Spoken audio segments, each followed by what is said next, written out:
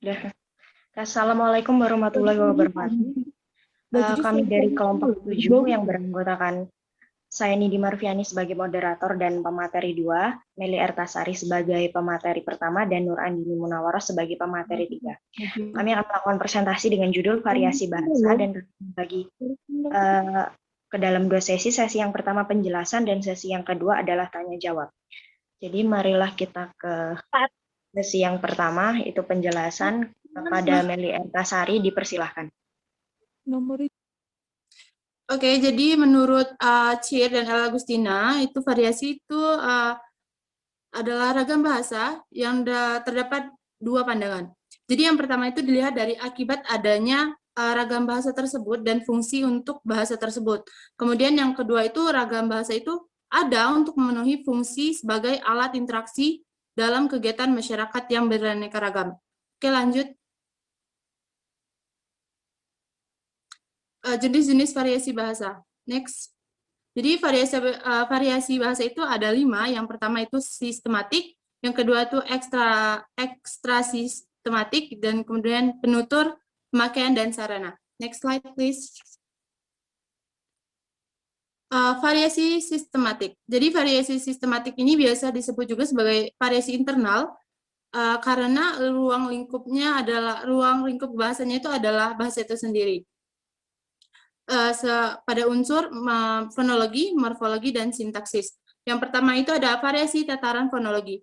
Jadi variasi tataran fonologi itu adalah perubahan bunyi yang sama atau mirip ke perubahan yang nggak sama. Contohnya itu ada dari kata sayur mayur. Jadi kata sayur mayur itu kan adalah satu kata yang sama, yaitu sayur-sayur, kemudian terjadi proses morfologi yang kemudian berubah menjadi S pada pengulangan kedua itu berubah menjadi M dan menjadi sayur mayur.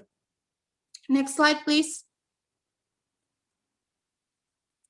Kemudian yang selanjutnya variasi tataran morfologi. Jadi variasi tataran morfologi ini disebabkan dari distribusi dari dua morfem dalam proses morfologis, baik afeksasi, replikasi, dan suplisi. Sebelumnya, morfem itu sendiri terdapat 2, yaitu morfem bebas dan morfem terikat. Kalau morfem bebas itu dia bisa berdiri sendiri sebagai kata, contohnya seperti sawah, bunga, cinta, dan sebagainya. Kemudian morfem terikat itu adalah morfem yang tidak bisa berdiri sendiri, seperti di, ke, i, se, ter, dan kan. Contohnya dari kata maka, jika ditambah ter dan akhiran an, jadi dia akan menjadi kata termakan. Oke, next slide please. Kemudian variasi tataran sintaksis. Jadi variasi tataran sintaksis ini berhubungan dengan penggabungan morfem-morfem menjadi struktur yang lebih besar seperti clause dan kalimat. Contohnya dari penggabungan morfem makan dan morfem hati menjadi clause makan hati. So, the next material will be delivered by Nindi. Yang selanjutnya ada variasi ekstra sistemik. Jadi variasi bahasa selain dapat bersumber dari dalam sistem bahasa, ini juga dapat diturunkan dari faktor-faktor yang lain dari luar sistem bahasa tersebut. Faktor-faktor tersebut dapat berhubungan dengan daerah asal penutur, kelompok sosial, situasi bahasa, dan zaman. Jadi lebih lanjutnya, Nababan pada tahun 1991 menyatakan bahwa perbedaan-perbedaan tersebut sering disebut dengan variasi bebas atau variasi gratis. Yang pertama ada dari asal penutur. Faktor daerah asal penutur merupakan salah satu faktor penyebab faktor variasi bahasa. Faktor daerah asal penutur ini erat kaitannya dengan faktor geografi tempat tinggal penutur. Adanya hambatan geografis seperti sungai, pegunungan, danau, dan hamparan tanah tandus dapat berfungsi untuk menjaga dua populasi terpisah sehingga menciptakan atau mempertahankan perbedaan dalam penggunaan bahasa kedua sisinya. Selanjutnya ada faktor sosial. Faktor sosial ini dapat menyebabkan variasi bahasa eksternal. Adalah faktor sosial. Variasi bahasa memang memiliki hubungan yang erat dengan faktor-faktor sosial seperti usia, jenis kelamin, kelas sosial, pendidikan, dan sosial ekonomi. Jadi sumber bahasa yang berkaitan dengan faktor sosial akan difokuskan pada pemaparan mengenai faktor usia, jenis kelamin, dan sosial ekonomi. Situasi berbahasa. Beragam situasi berbahasa Inggris, koreksi berbagai macam variasi bahasa yang disesuaikan situasi berbahasanya penutur. Ciri yang paling menonjol dalam variasi yang muncul karena situasi berbahasa ini adalah adanya perbedaan kosakata. Misalnya bahasa variasi yang digunakan pada sistem resmi seperti demokrasi, komunikasi, independen, dan lain sebagainya. Dan yang terakhir, zaman penggunaan bahasa. Jadi, ternyata juga kontribusi sebagai sumber variasi bahasa di dalam bahasa Indonesia yang dipergunakan sebelumnya diikrarkan Sumpah Pemuda pada tanggal 28 Oktober 1948, berbeda variasinya dengan bahasa Indonesia yang kita gunakan sekarang. Munculnya variasi bahasa tersebut tak terkalahkan dengan perkembangan zaman di waktu ke waktu. Oke, next slide.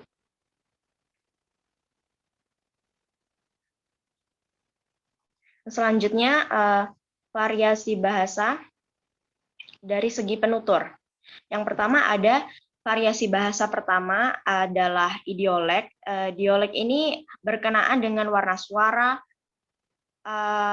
pilihan kata, gaya bahasa, susunan kalimat, dan sebagainya. Namun yang paling dominan dalam idiolek adalah warna suaranya, sehingga jika kita cukup akrab dengan seseorang hanya dengan mendengar suara bicaranya saja tanpa melihat orangnya, kita dapat mengenalinya. Yang kedua, variasi bahasa pertama. Idiolek, variasi bahasa dari sekelompok penutur yang jumlahnya relatif yang berbeda pada suatu tempat, wilayah, dan area tertentu. Karena dialek ini berdasarkan pada wilayah dan area tempat tinggal, maka dialek ini lazim disebut dialek areal, dialek regional, dan dialek geografi. Yang ketiga, variasi bahasa yang ada kronolek atau dialek temporal. Dialek temporal yaitu variasi bahasa yang digunakan oleh sekelompok sosial pada masa tertentu. Dan yang keempat ada variasi bahasa sosiolek atau dialek sosial. Dalam kajian sosiolinguistik, biasanya variasi jenis inilah yang paling banyak dibicarakan dan paling banyak menyita waktu untuk membicarakannya, seperti usia, pendidikan, seks, pekerjaan, tingkat kebangsawanan, keadaan sosial ekonomi, dan sebagainya. Oke, next material akan ini oleh Nurandini Munawaroh.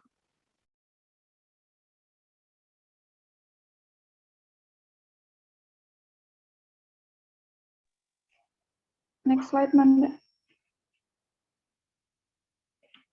Oke, materi selanjutnya yaitu variasi dari segi pemakaian.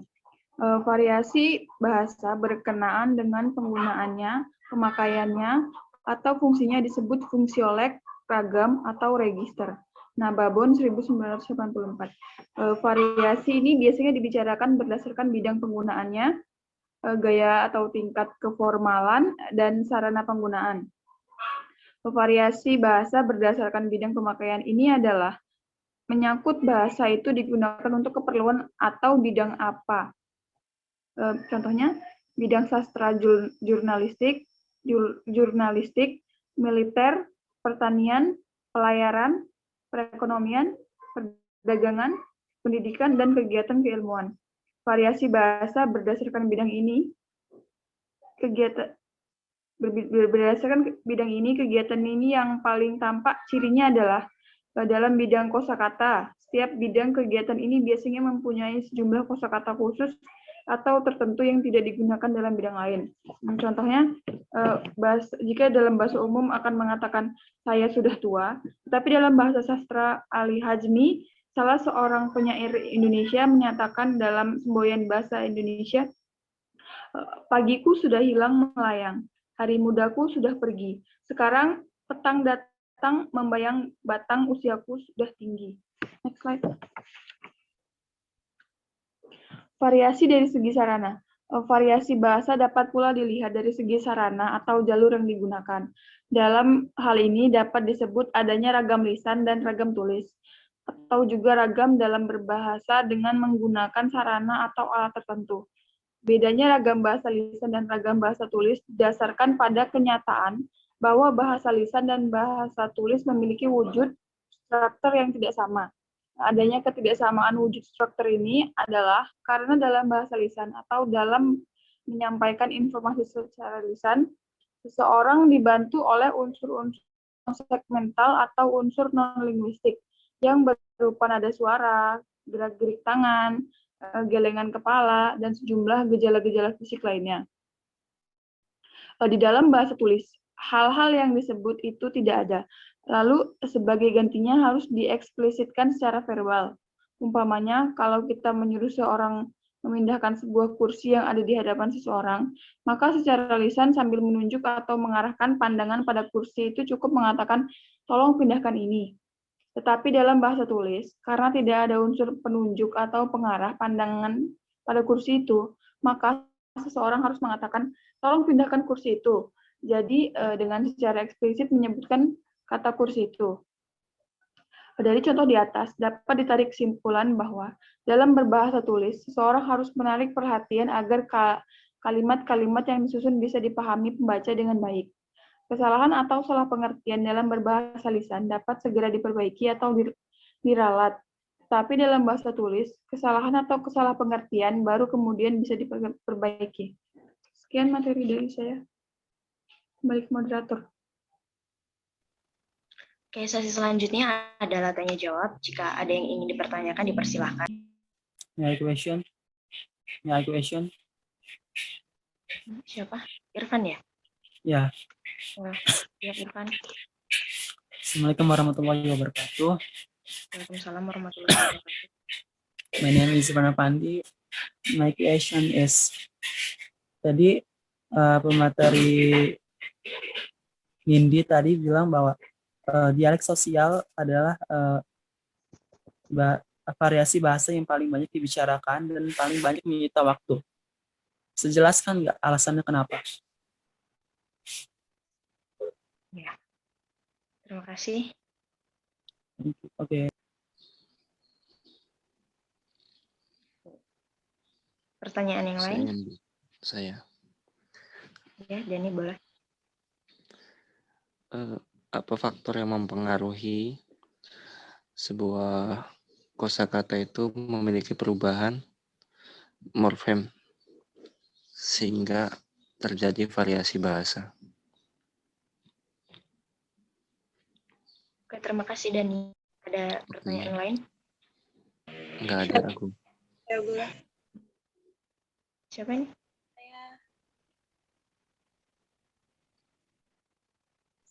Yunika ingin nanya.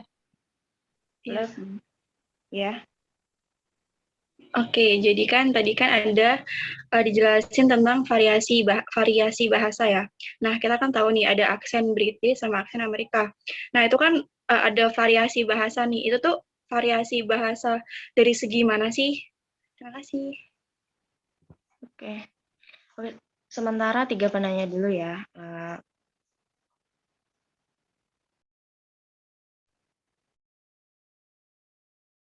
Beri waktu kami sebentar untuk menemukan jawaban.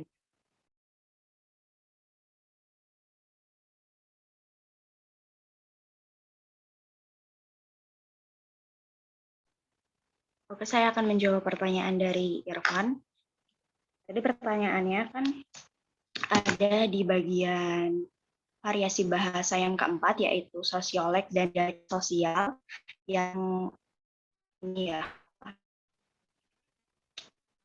yang dialek sosial itu banyak dibicarakan dan menyita waktu di bagian ini.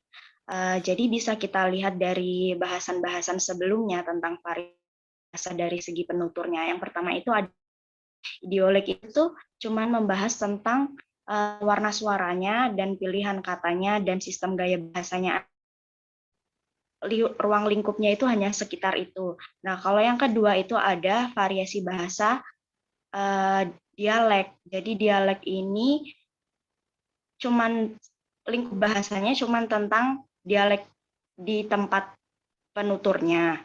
Dan yang ketiga itu ada variasi bahasa yang kronolog dan dialek temporal. Di sini lingkup bahasanya itu cuman dari segi lafal, ejaan, dan morfologinya. Sedangkan di variasi yang keempat ini adalah sosiolek dan dialek sosial yang kita tahu bahasannya itu ada seperti usia, pendidikan, di usia aja yang bisa menyebabkan keragaman bahasa itu bahasanya tuh udah banyak. Di pendidikan juga kayak gitu, apalagi tentang seks, pekerjaan, tingkat kebangsawanan, dan keadaan sosial ekonomi, dan juga lain sebagainya yang tergantung kepada konteks sosialnya yang ada di masyarakat.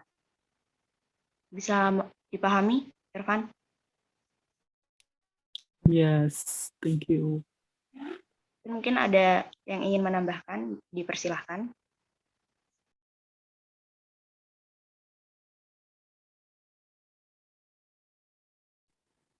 Oke, baik. Saya akan menjawab pertanyaan dari Dani.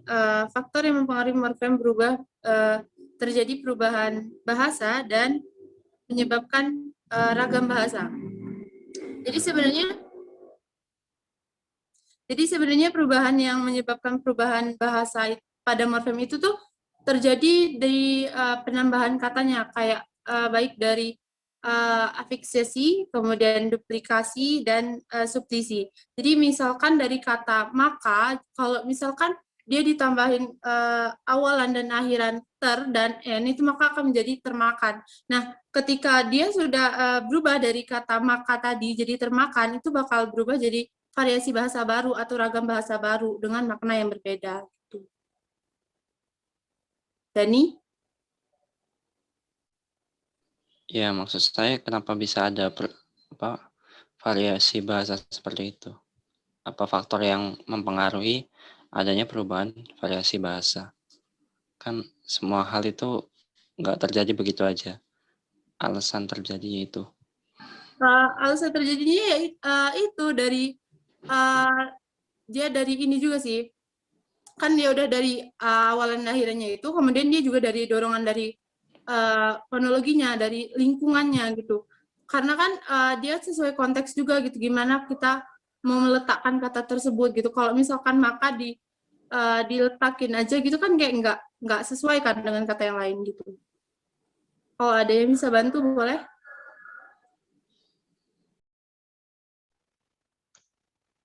Dani, tadi udah ngerti jawabannya dari jawaban Meli.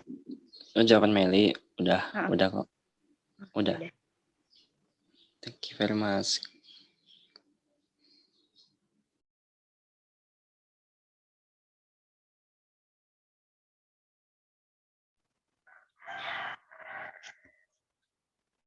Saya akan coba jawab dari pertanyaan Yunika. Tadi bisa ada aksen British sama Amerika. Jadi itu tuh aksen itu kan dialek. Nah, dialek ini nih merupakan variasi bahasa yang dari sekelompok penuturnya jumlahnya relatif yang berbeda di suatu tempat, wilayah, dan area tertentu. Nah, di British ini kan orang-orangnya yang pengguna bahasanya yang ada di Inggris, sedangkan aksen Amerika ini kan orang-orangnya yang pakai itu tentu aja orang-orang Amerika.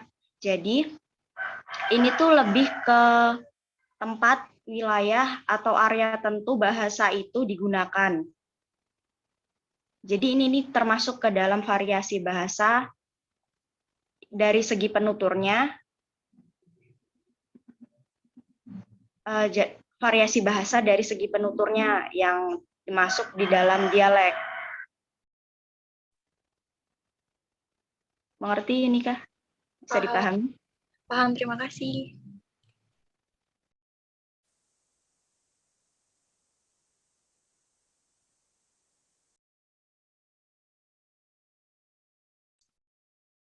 boleh nanya nggak? Iya, Manda.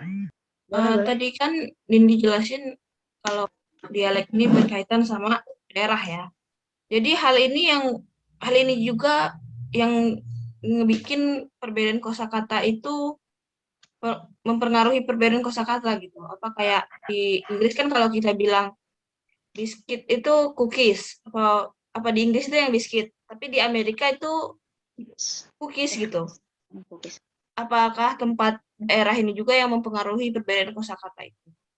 Kalau menurut kalian bagaimana? Kalau menurut saya, tentu aja beda pengaruh kosakata. Di setiap daerah itu kan pakainya bahasa yang berbeda. Kadang di tempat yang sama aja masih ada ungkapan yang berbeda. Seperti contohnya kemarin itu, kita kan bahas apa sih itu? Lumbu ya. Kita sama-sama di tempat di Lampung nih. Di satu daerah itu ada yang ngomong itu kelompong, ada yang ngomong itu lagi di daerah lain apa gitu. Itu aja yang masih satu tempat di Lampung yang berbeda-beda katain aja udah beda ini kosakatanya gitu. Mungkin ada yang ingin menambahkan, bersilahkan.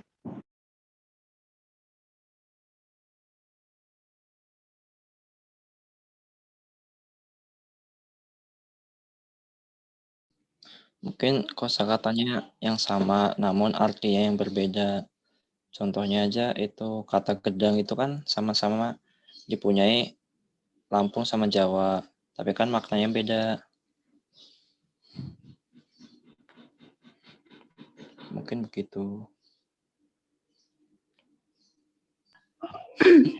Sedikit Jadi, tambah. oh ya, silakan.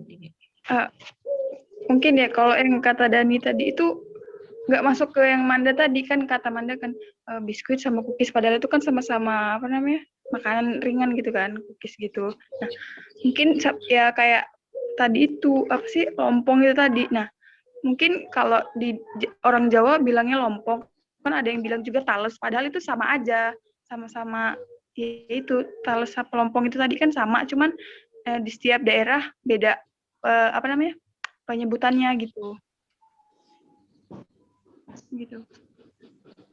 Jadi perbedaan penyebutan ini disesuaikan lagi sama kebiasaan dari masyarakat, bukan sih?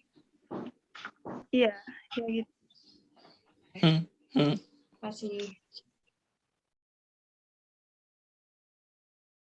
Tapi kan yang Dani tadi kan ini variasi bahasa juga sih yang dimaksud Dani tadi, yang gendang itu. Terus yang dimaksud Dani itu masuknya kemana? Variasi bahasa mana?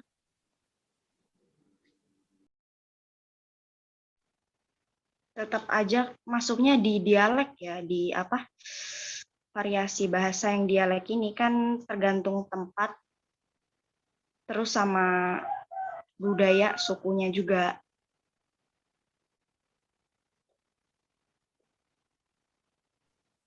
Oke. Terus dari tadi kita tuh ngomongin yang di Indonesia ya, terus yang dari Meli tadi juga. Apa? Yang sayur mayur. Untuk perubahan apa? Fonologi sama morfologinya ya. Kalau untuk bahasa Inggrisnya kayak mana?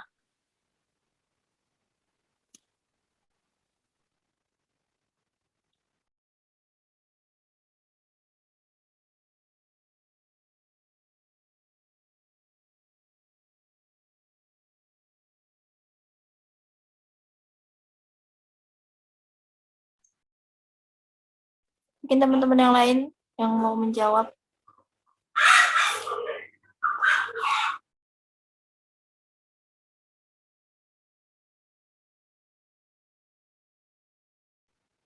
Jadi untuk contoh kata di bahasa Inggrisnya itu kan kita ini morfem, contoh katanya ada book ya. Book itu kan kalau ditambahin sama S itu kan berubah tuh kata-katanya. Jadi books, bukan hanya satu buku kan.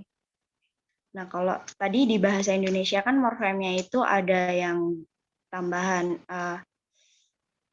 morfem bebas, ada morfem bebas ini yang bisa berdiri sendiri dan ada morfem yang berfungsi sebagai kata. Misalnya itu indah. Kalau ditambahin sama morfem yang itu jadi indah, seindah itu kan udah beda arti. Begitu juga di bahasa Inggris, kalau kata book ditambah sama huruf S di belakangnya jadi books, itu kan artinya bukan hanya satu buku. Itu bisa dimengerti, Aulia? Oh, yang kayak ini ya. Kalau untuk di fonologinya terus kayak tik-tak, terus apa lagi tuh? Yang materi apa sih waktu itu dulu? Morfem kayak bonmorfem kayak gitu-gitu. Primorfem. Iya, ya.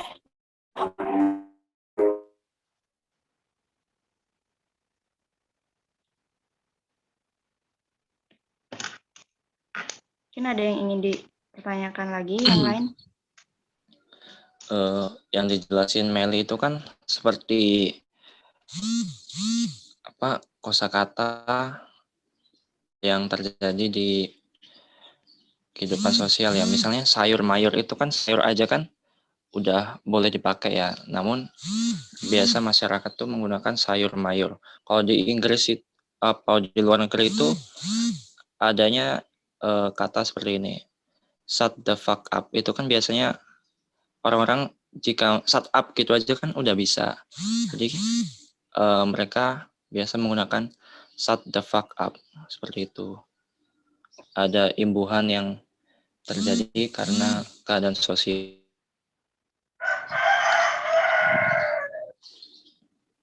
Makasih, Bapak nggak jelas. Makasih. Ya, kasih Dani. Mungkin dari maksudnya Dani itu kayak penambahan kalimat yang sebenarnya kalimat utama itu udah kayak ngebantu banget gitu ngejawabnya. Misalnya kayak sayur mayur itu kayak pengulangan kalimat gitu kan. Sebenarnya nggak perlu kan. Sama kayak shut the fuck up itu juga tadi.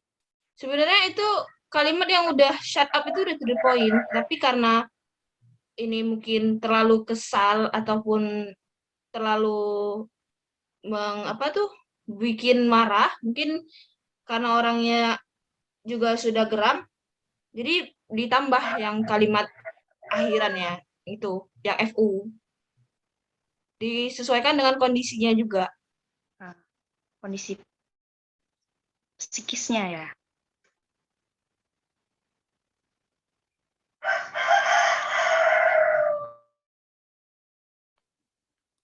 Maaf sinyalnya tadi jelek.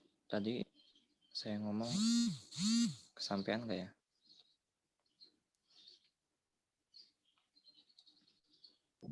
Kesampaian kok, Dani. Iya itu maksudnya ada imbuhan fuck gitu di setiap kalimat untuk memperjelas saja gitu. Seperti get the fuck off gitu. Padahal kan kalau ngomong get off doang itu kan udah jelas gitu.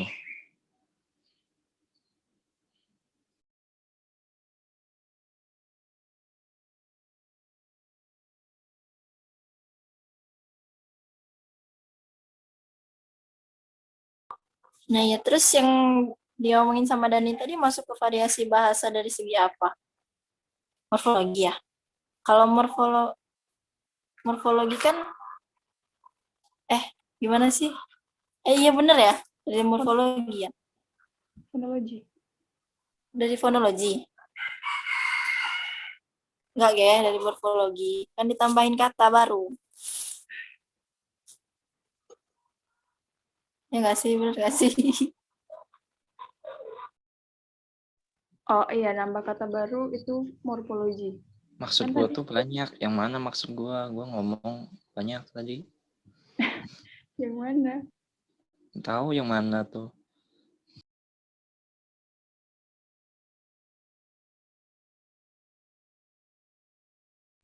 Ada yang mau tanya lagi?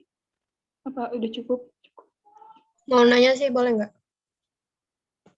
Iya kan. Saya ingin menanya ya. Nah, jadi di kelompok kalian tadi kan udah dipaparkan bahwa variasi bahasa ini berkembang atau berubah seiring berjalannya waktu.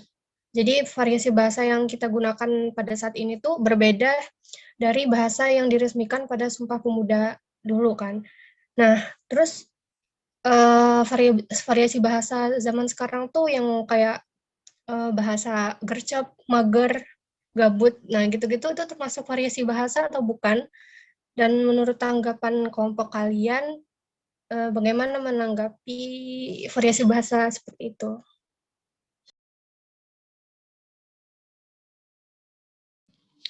Izin menjawab sedikit dari pertanyaan Kania.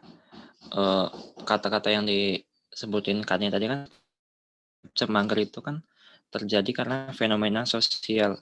Biasanya dia awalnya terjadi di sosial media ya. Ya nggak sih? Mungkin menurut saya ini masuk dalam variasi di sub sosial sosial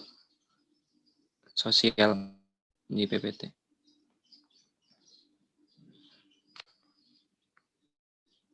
Karena kan sumbernya kata-kata tersebut itu dari fenomena sosial itu sendiri. Segitu aja dari saya. Berarti pengaruhnya karena dari teknologi ya, maksudnya?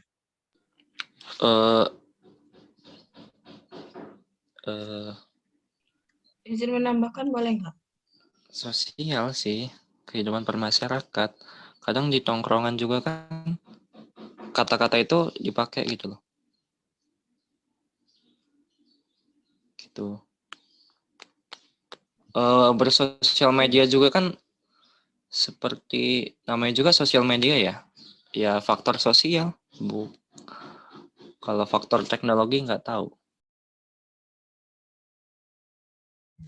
Izin menambahkan boleh? Pernyataan dari Dani benar, yang mempengaruhi kalimat-kalimat gaul itu benar sosial. Terkadang juga bukan dari teknologi aja. Terkadang juga dari bahasa Inggris seperti yang kita ketahui, which is, literally, segala macam.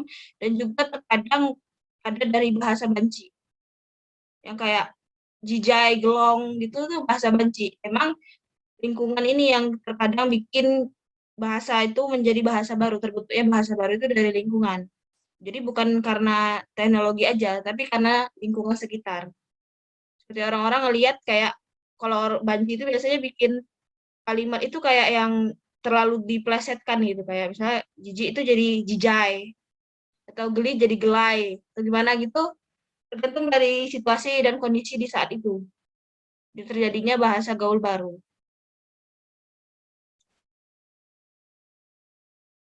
Oke, sedikit tambahan ya kan Dia ya. masuk ke temporal apa?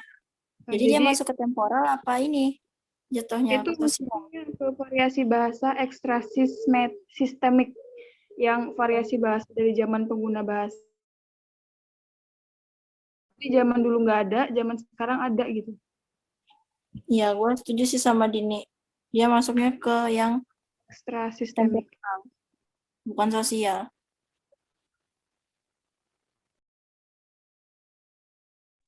Gimana kan ya? Iya, gue juga setuju sama Dini. Oke. Cukup itu, paham. Terima kasih. Karena moderatornya terlempar ya, jadi saya tutup sampai di sini diskusi kita hari ini. Maaf jika ada kesalahan, mohon dimaklumi ya. Akhir kata, wassalamualaikum warahmatullahi wabarakatuh. Waalaikumsalam. Waalaikumsalam warahmatullahi Waalaikumsalam wabarakatuh. warahmatullahi wabarakatuh.